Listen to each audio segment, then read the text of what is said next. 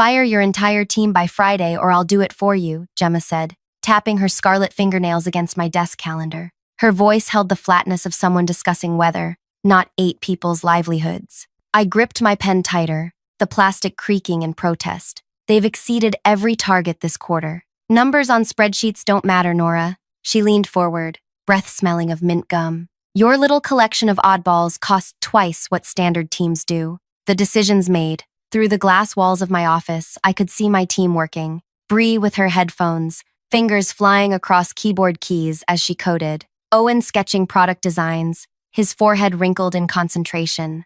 Layla talking animatedly on the phone with a client. They need proper notice, I said, keeping my voice steady. At least 2 weeks. Friday. Gemma straightened her cream-colored suit jacket. I've been brought in to streamline operations, and your team is the definition of excess. Handle it yourself, or I'll bring in security to escort them out. Your choice. She strode away, heels clicking against the tile floor. My hands trembled as I opened my desk drawer, touching the stack of thank you cards my team had given me last month when we'd completed the Jasper project. Cards filled with heartfelt messages about belonging and purpose. This team had saved the company when sales plummeted 18 months ago. We'd rebuilt everything from the ground up, while executives panicked in their meetings. Nobody knew because we worked behind the scenes, solving problems others couldn't even identify.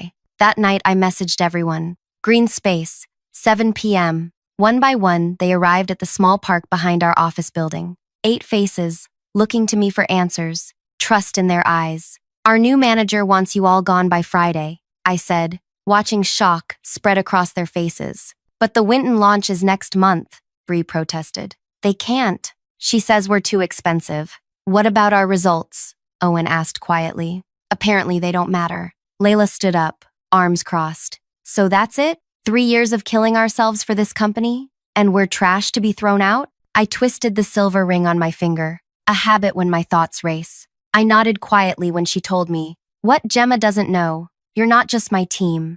If you're wondering what happens next in this wild workplace drama, make sure to hit that like button and subscribe.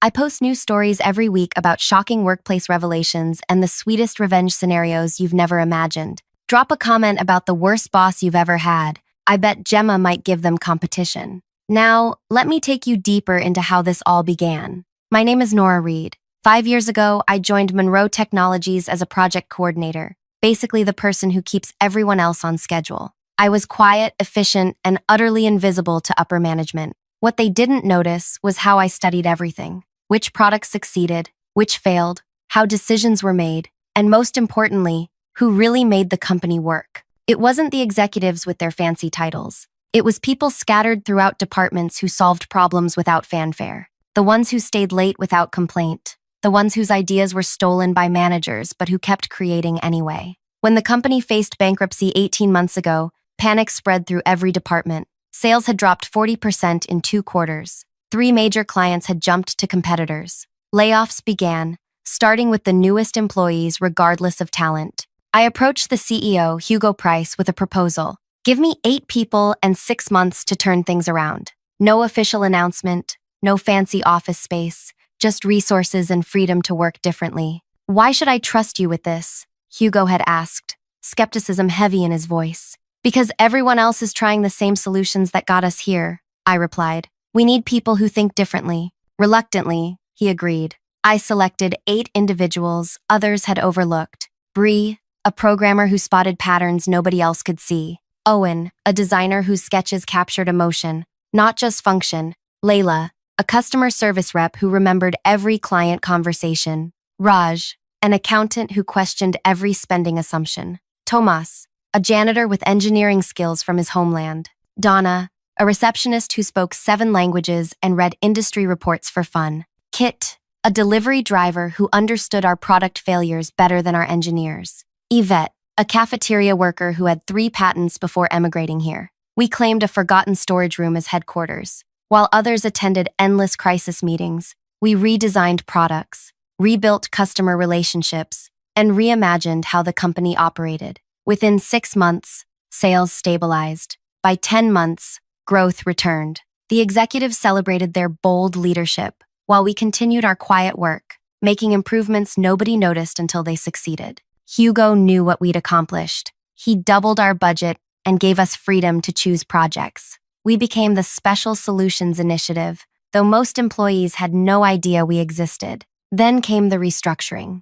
Hugo was pressured by investors to bring in efficiency experts. That's when Gemma arrived. Gemma Wells came with a reputation for cutting costs by eliminating departments. She'd closed entire divisions at 3 different companies, always delivering short-term profit boosts while leaving devastation behind. Her nickname in industry circles was the Pruner. Our first meeting should have warned me. So you run this? She paused, glancing at her tablet. Special Solutions Team? What exactly do you solve? We identify problems before they become crises, I explained. Our work on the Winton system prevented a major security breach last quarter. She scrolled through figures. Your team costs $1.2 million annually. That's excessive for support functions. We're not support, we're innovation, and every department claims they're essential, Nora. Her smile never reached her eyes. I need measurable outcomes, not stories. I provided reports detailing our contributions. $14 million in prevented losses, 5 new product features that increased market share, customer retention improvements worth $3 million annually. She set them aside without reading. I'll review these when I have time. For 3 weeks, she shadowed departments, interviewed employees, and examined budgets. She never once spoke with my team members or asked about their work. I watched her building her case against us, searching for evidence to support her predetermined conclusion. The Friday she demanded I fire everyone, I'd already suspected it was coming. What I hadn't expected was the cruelty of the timeline. After my team gathered at the park, I laid out what I knew. Gemma's making cuts everywhere, but we're first because she doesn't understand what we do, I explained. She sees expenses without recognizing value. So we're just supposed to accept this? Layla demanded. After everything we've done? No, I said quietly. We're going to show her exactly who we are. How? Raj asked. She doesn't even acknowledge us when we pass in the hallway. I smiled for the first time that day. Remember how we solved the Trenton distribution problem? By going around the official channels, Owen said slowly. By using relationships instead of protocols. Exactly. I leaned forward. Gemma thinks knowledge flows through organizational charts. She doesn't understand it flows through people. What are you suggesting? Tomas asked. A demonstration of value. But first, we need to appear defeated. For the next 3 days, we followed a careful script. We packed personal items gradually. We transferred project files to shared drives. We trained replacement contacts for urgent matters. To anyone watching, we were resigned to our fate. Gemma observed with obvious satisfaction, stopping by my office Thursday afternoon. I'm pleased you're handling this professionally, she said. Some managers get emotional. I understand business necessities, I replied, placing framed photos in a cardboard box. This is why you'll survive the cuts. You're practical. She tapped her tablet. I've scheduled exit interviews tomorrow at 2 p.m. Security will collect access cards afterward. After she left, I sent one final message to the team. Activation, Blue Protocol. Friday arrived with somber efficiency. My team cleared desks, said goodbyes, attended exit interviews where Gemma explained their termination with rehearsed sympathy. Security collected badges, passwords were changed, email accounts deactivated. By 5 p.m., it was done. 8 talented people were officially no longer employees of Monroe Technologies. Gemma sent me a brief message. Clean execution. Well done.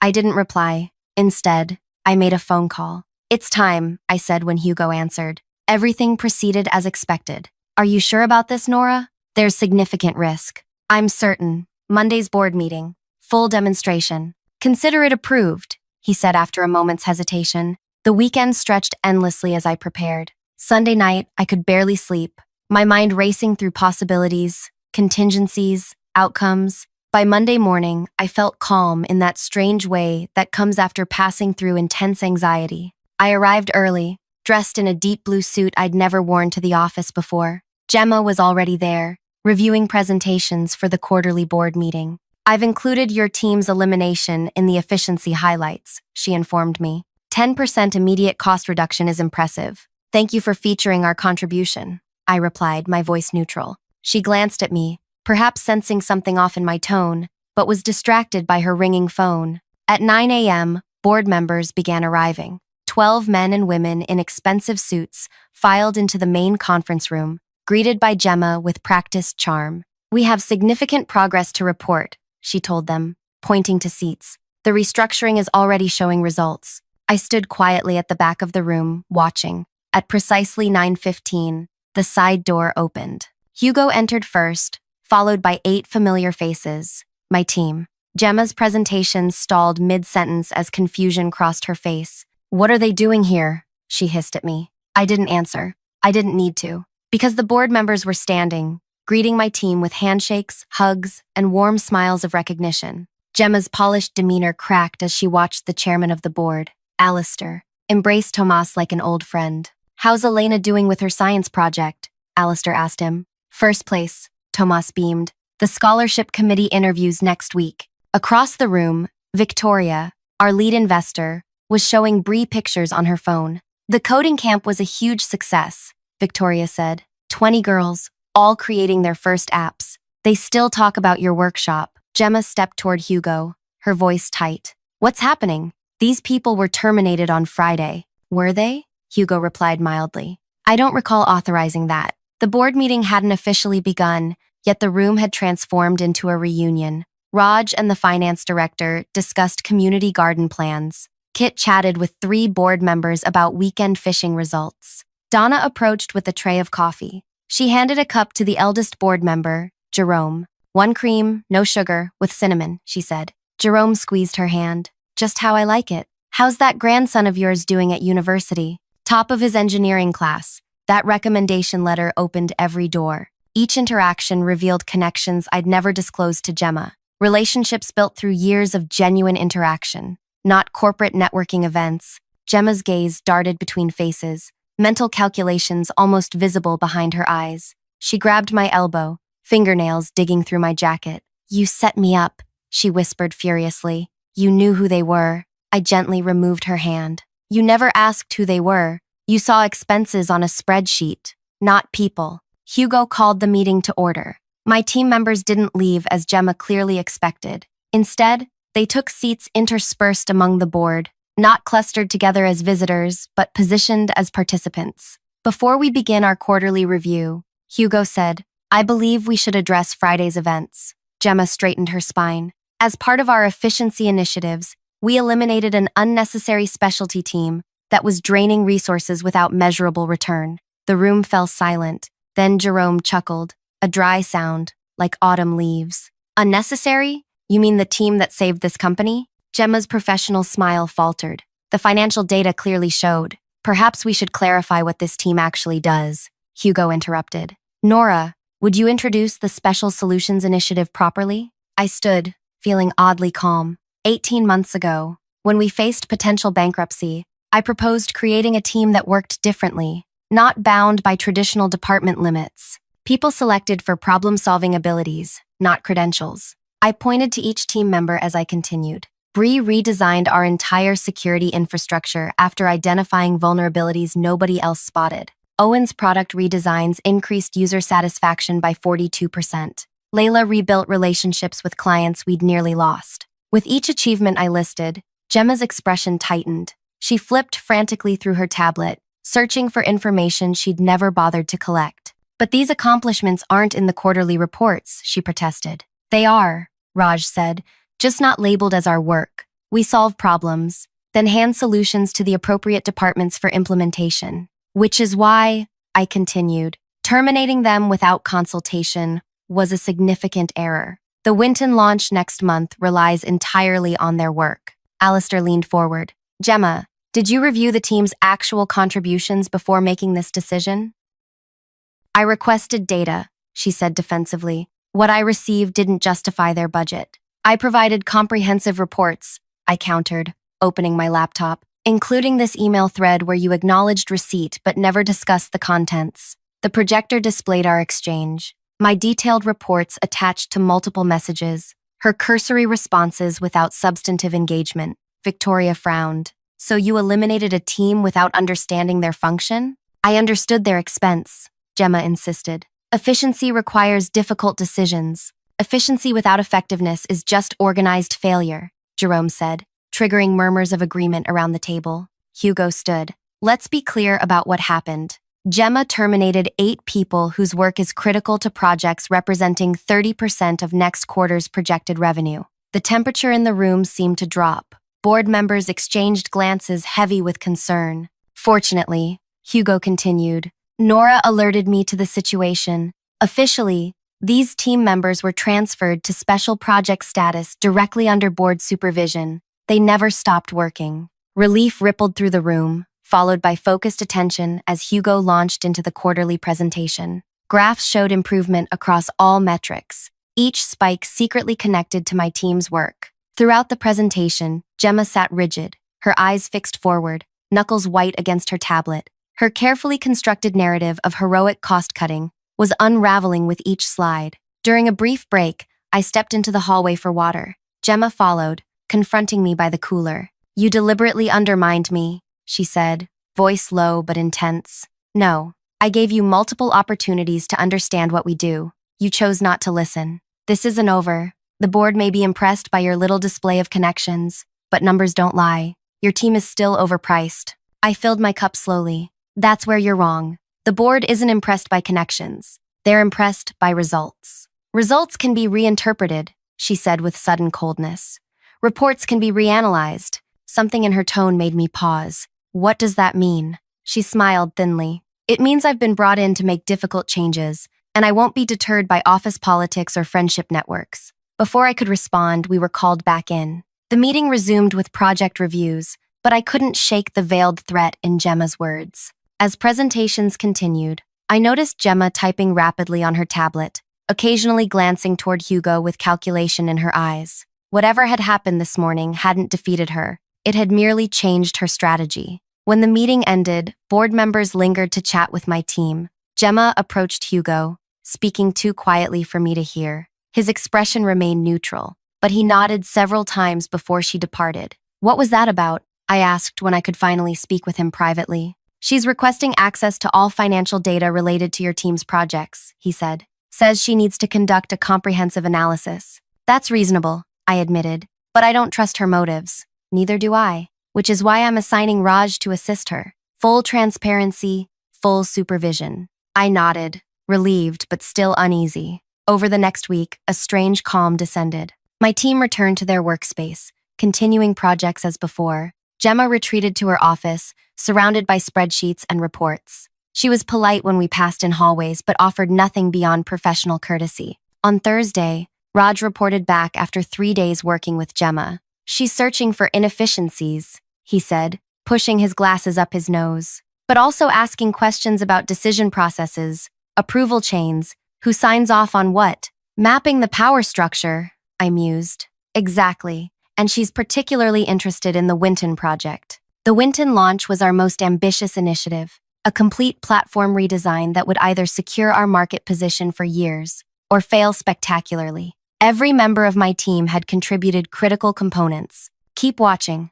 I told Raj. Document everything. That evening, Bree called me with alarming news. Someone's been in our project files, she said. Security logs show access from Gemma's credentials, but examining portions of code nobody but developers should care about. Could she be copying our work? I asked. Worse, some timestamps have been altered. Small changes to test parameters, modifications to security protocols. My blood ran cold. She's sabotaging the project, creating just enough problems to make it fail at launch. Nothing obvious, nothing traceable. I called an emergency team meeting at my apartment that night. 8 concerned faces gathered in my living room as Bree explained what she'd found. Can we fix it? Layla asked. Already did, Bree confirmed. I restored clean backups, but she doesn't know that. She's trying to discredit us, Owen realized. Make the launch fail, then blame our team's work. Classic destruction pattern, Donna added. She creates failure, uses it to justify eliminating us permanently, then rebuilds in her image after we're gone. I paced across the worn carpet of my apartment, thinking, we need to understand her endgame. This isn't just about cutting costs anymore. It never was, Kit said quietly. Check her history at previous companies. Same pattern. Eliminate innovative teams, restructure departments, then move on once short-term profits rise, but before long-term damage becomes obvious. But why? Yvette asked. What does she gain? Reputation, Tomas suggested. Each success makes her more valuable for the next company. I stopped pacing. No, there's something else. Raj, did you notice anything about which questions she asked? Any pattern? Raj thought for a moment. She was particularly interested in approval processes for external vendors. The pieces suddenly connected in my mind. The vendors for Winton. Who selected them? We interviewed 12 possibilities, Owen said. Recommended 3 to the board. They selected Next Level. And the other 2 finalists? Telarus and Vanguard Systems. I opened my laptop, searching news articles from Gemma's previous companies. 3 restructurings, 3 different companies that subsequently contracted with the same technology provider. Vanguard Systems. There it is, I whispered. She's not just cutting teams, she's steering contracts. The room fell silent as implications sank in. If Winton fails, Bree said slowly, we'll need emergency services to fix it. And Gemma will recommend Vanguard, I concluded. A much larger contract than they would have received initially. We need proof, Raj insisted. This is a serious accusation. We'll get proof, I promised. But first, we need to protect Winton. We worked through the night, developing a strategy. By morning, we had a plan. Risky, complicated, but potentially effective. As dawn broke, Thomas voiced what everyone was thinking. If we're wrong about her, this could backfire badly. And if we're right, I countered, then she's even more dangerous than we thought, Layla said. Because she's not just cutting jobs, she's destroying companies from within. I looked at each team member, these people who'd become more than colleagues. Are we doing this? 8 nods answered me. That Monday, I requested a meeting with Gemma. She received me with cool professionalism, gesturing to the chair opposite her desk. I wanted to discuss Winton's final testing phase, I began. I've been reviewing the documentation, she replied. There are concerning gaps in the security protocols. That's actually why I'm here. The team identified potential vulnerabilities that require immediate attention. Interest flickered in her eyes. What sort of vulnerabilities? Critical ones. We need emergency support to address them before launch. In-house resources can't handle it? She asked, though I could see she already knew her preferred answer. Not with the timeline. We need external specialists. She nodded, tapping her pen against her notepad. I might have recommendations. We were hoping you would, I replied, maintaining a concerned expression. The board trusts your judgment on vendors. I'll prepare options by tomorrow, she said. This is exactly why companies need efficiency experts, to identify weaknesses before they become crises. As I left her office, my phone vibrated with a message from Bree. Access confirmed. Recording everything. The trap was set. Now we just needed Gemma to walk into it. The next morning, Gemma called me into her office. 3 vendor proposals sat on her desk, their logos visible on the cover pages. Next Level, Telarus, and Vanguard Systems. I've reviewed potential emergency support options, she said, sliding Vanguard's proposal forward. This one offers the most comprehensive solution. I examined it,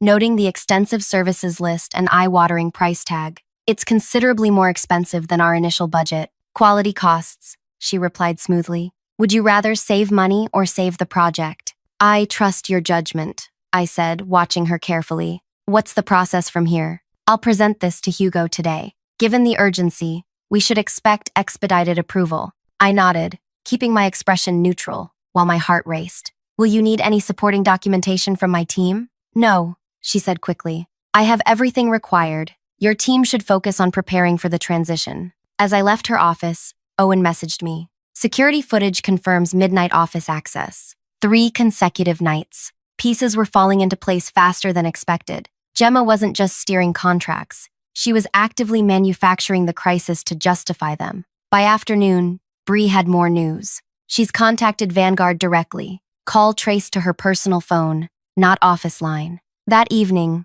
we gathered at Raj's apartment to review what we'd collected. Security footage showed Gemma accessing our project files at 1:27 a.m., when the building should have been empty. Email records revealed deleted communications with Vanguard dating back weeks before she identified problems with Winton. Financial analysis showed suspicious patterns at her previous companies, each hiring Vanguard shortly after restructuring. It's enough to raise serious questions, Raj said, but not conclusive proof of deliberate sabotage. We need more, I agreed. And we need it before Friday's emergency board meeting. Tomas looked up from his tablet. What if we give her exactly what she wants? What do you mean? Layla asked. Make it easy for her. Too easy. People get careless when they think they're winning. The plan crystallized from there. We would appear to stumble, creating an opening so tempting Gemma couldn't resist overreaching. Thursday morning, I entered Hugo's office with rehearsed anxiety. We've discovered critical issues with Winton, I told him.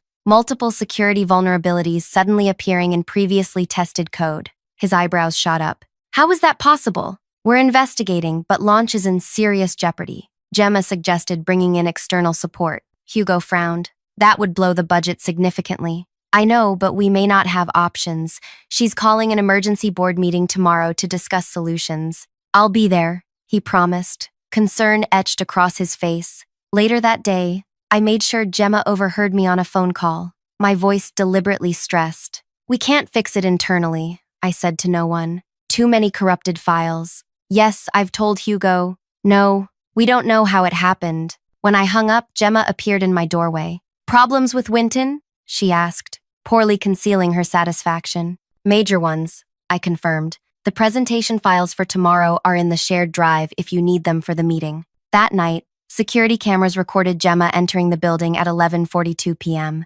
heading straight to her office. As we predicted, she accessed the presentation files, making substantial edits. She then accessed our project database one final time. At 6 a.m., Bree confirmed. She took the bait, modified the demo files, and inserted additional errors. Everything recorded? I asked. Every keystroke, every file access, every phone call. By 9 a.m. Friday, the boardroom was filled with tension. Board members murmured among themselves as Gemma arranged her materials confidently at the head of the table. Hugo opened the meeting. We're here to discuss urgent issues with the Winton project. Gemma, you've been investigating? Gemma stood, projecting calm authority. Unfortunately, I've uncovered serious problems throughout the project. What began as minor concerns has revealed fundamental flaws in the development approach. She launched into a detailed presentation, highlighting numerous issues, some real, most fabricated, all allegedly stemming from my team's work. These aren't simple bugs, she explained. These are architectural failures that threaten the entire platform. Board members exchanged worried glances. Victoria leaned toward me, whispering, "Is this accurate?" I squeezed her hand under the table. "Wait," I whispered back. Gemma continued, building toward her solution. Given the timeline constraints and severity of issues, I recommend immediate intervention by external specialists. I vetted several options and identified the most qualified. She displayed Vanguard's proposal, highlighting their experience and immediate availability. Their comprehensive solution addresses all identified problems, though it requires budget adjustment. How significant an adjustment? Alistair asked. An additional $2.3 million, she stated calmly. The room erupted in concerned discussion. Gemma waited patiently, the picture of professional concern masking triumph. Hugo turned to me. Nora, what's your assessment? This was the moment everything hinged on. I stood slowly. Before responding, I'd like to run a quick demonstration. I connected my laptop to the projector. The screen displayed Winton's interface, sleek and functional. This is the actual current build of Winton, as of this morning, I explained. I'll run a standard security test sequence. The system executed perfectly, security protocols engaging precisely as designed. Confusion spread across the boardroom. Gemma's expression hardened. That's impossible, she said. The reports clearly showed critical failures in those exact protocols. Those reports were modified, I stated simply, just as the project files were tampered with. The room fell silent. Serious accusation, Hugo said carefully. Do you have evidence? Comprehensive evidence, I confirmed, changing the display to show a split-screen security recording. The left side showed Gemma entering the building Wednesday night. The right side displayed her computer screen as she methodically altered test results and inserted malicious code into project files. What is this? Gemma demanded, her voice rising. This is footage from our security system and screen recording software, I explained. Standard protocol for all access to critical project files. I advanced to another clip. Gemma, on her personal phone. We've created the necessary problems, her recorded voice said clearly. The board will approve emergency intervention tomorrow. Yes, the full $2.3 million. Our usual arrangement for my consultation fee? The boardroom erupted in chaos. Gemma lunged for my laptop. This is fabricated, she shouted. They're trying to frame me. Security personnel entered, summoned by Hugo's discreet signal. That's not all. I continued calmly, despite my racing heart. We've compiled similar patterns from her previous 3 companies. In each case, departments were eliminated, emergencies discovered, and Vanguard systems brought in at premium rates. Raj distributed folders containing financial analysis, showing suspicious payments to offshore accounts following each Vanguard contract. These are kickbacks, he explained. Approximately 20% of each contract value routed through shell companies back to personal accounts. Jerome studied the documents, his expression grave. The pattern is undeniable. Gemma's professional facade completely collapsed. You set me up, she snarled at me. You created a trap. No, I replied evenly. We simply watched while you did exactly what you've done at 3 other companies. The difference is that this time, we were paying attention. Hugo stood. Security will escort you to clear your office, Gemma. The company lawyer is waiting to discuss next steps. As she was led away, still protesting, the tension in the room transformed into stunned silence. The Winton project was never at risk, was it? Hugo asked quietly. No, I confirmed. We identified her pattern early and protected the actual files. What she tampered with were duplicates. We created specifically to track her actions. Victoria shook her head in disbelief. How long has she been doing this? Based on our financial analysis, at least 4 years across multiple companies, Raj explained. Conservative estimate of total fraudulent contracts, $13.7 million. The meeting shifted from crisis management to recovery planning. As discussions continued, I watched my team, these 8 remarkable people who had saved the company yet again. After the meeting, Hugo pulled me aside. You could have brought this to me immediately, he said. Why the elaborate operation? We needed irrefutable evidence, I explained, and we needed to understand the full scope of what she was doing. He nodded slowly. The board has decided to create a permanent position for your team, with direct reporting lines to leadership. We're calling it the Strategic Integrity Division. Would you lead it? 3 weeks later, the Winton platform launched flawlessly. My team celebrated in our new office space, no longer a forgotten storage room, but a proper department with resources and recognition. The morning news reported Gemma's arrest on multiple fraud charges. Former companies were launching investigations into contracts she had arranged. As we toasted our success, I looked around at these 8 people who had become family. To seeing value in unexpected places, I said, raising my glass. And to leaders who actually look, Layla added, nodding toward me. Sometimes the most powerful revenge isn't dramatic confrontation. It's simply ensuring that truth becomes visible. Gemma believed in cutting people without understanding their worth. What she never realized was that true value isn't found on spreadsheets but in the connections, insights, and integrity of people who care deeply about their work. Her greatest mistake wasn't targeting my team. It was assuming we would go quietly. We didn't. And now she'll have years in a very different kind of office to reflect on that miscalculation. If you enjoyed this workplace revenge story, hit that like button and subscribe for more tales of justice served with a side of strategic brilliance. Have you ever worked with someone who underestimated your value or tried to take credit for your work? Share your experience in the comments below. I read every single one and might feature your story in an upcoming video. Remember, sometimes the best response to being undervalued isn't leaving, but revealing your true worth when they least expect it.